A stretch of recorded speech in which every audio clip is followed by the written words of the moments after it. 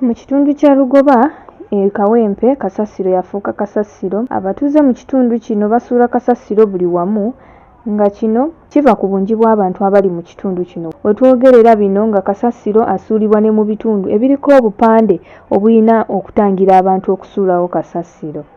Bano bamusuula ne mu myala egy'enjawulo egibalinaanye ekiviiriddeko emyala obutatambuza mazzi bulungi n'endwadde ezitali zimu.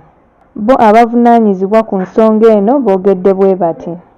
That's why you start to see the state of the drainage system in Kawempe is improving. Why?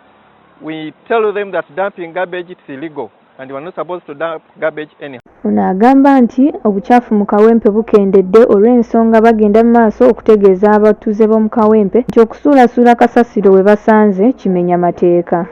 Kampala being the capital city and the Kampala Central Division, the nucleus of the city, daily we have new people entering Kampala from villages.